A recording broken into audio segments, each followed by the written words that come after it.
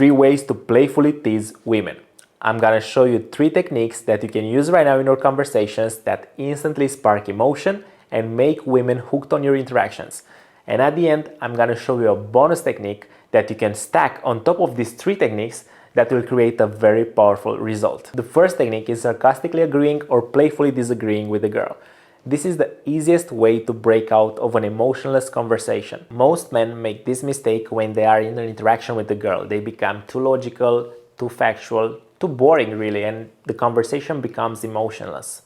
So you need to understand that when you talk to a girl, you need to talk on a more emotional level, and you need to learn how to do that. Because if the girl is telling you she's living 30 minutes away, 90% of the men are responding, oh yeah, me too, oh cool.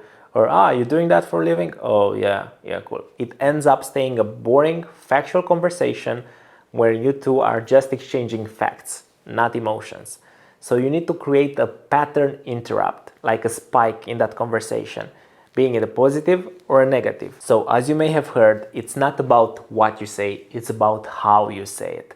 Because really, in the conversation with the girl, it's not about the words, it's more about the emotions that are created in that interaction. So you can say something like, what? No way, shut up, or ooh, bye. And this will naturally instigate a response from her and will create that back and forth, fun, flirty dynamic. The second technique is called exaggerated assumption.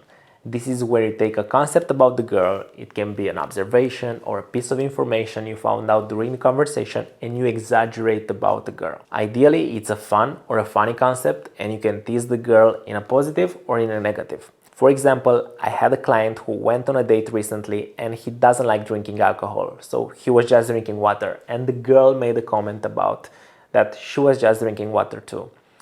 At this moment, most of the guys just are spinning around this subject of drinking water, making it very boring, very logical. But my client said something along the lines of, hopefully I don't have to catch you from falling over later. He took the concept and exaggerated about the girl, made it all about her, and made it in a fun, emotional way. And surprisingly, the girl responded with something witty as well. Something along the lines of, don't worry, you don't have to pull my hair over the toilet, or something like that.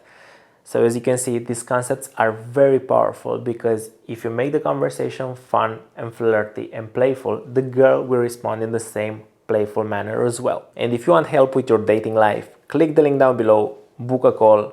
And now let's move over to technique number 3, which is called the conclusion. Since you're already teasing and making assumptions about the girl, now the next natural thing to do is to make a conclusion about her. And that's done in 1 or 2 words by creating a funny nickname or tease her about something that's going on in the conversation. Some easy conclusions you can start to play around with are the ideas of the girl being a princess, a brat, a gym girl, or a party girl. So for example, if she's telling you she's living in the middle of nowhere, you can make an assumption like, oh, so you're living on a cornfield. Or if she was late for work because last night was in a club partying, you can play around with this idea that she's an irresponsible party girl. As you can see, by making conclusions, it takes you away from that boring, factual talk and brings you closer to that more emotional, fun, flirty conversation. So this works really well, especially if you stack it on with the final bonus technique, which is called callback humor. So by already using the first 3 techniques, your conversations will become a lot better. However, if you're only teasing the girl and then nothing happens, then you're leaving a lot on the table. So this is where the concept of callback humor comes into play. Because if you already tease the girl in the conversation, when you tease her again, it becomes even more powerful. Another reason callback humor is so powerful is because it creates an idea only you and the girl know about. It's like an inside joke between you two, and that creates an instant connection. So anytime there is something relevant to the initial tease, it doesn't have to be the exact thing. As long as it's relevant, you can use callback humor. Let's take the example from my client's interaction from earlier, when the girl told him that, don't worry, you don't need to pull my hair over the toilet or anything. If later on she says she'll have to go to the bathroom, you can use callback humor, smirk, and say, do you need my help holding over your hair, or are you good? This will bring the conversation to a whole new level between you two.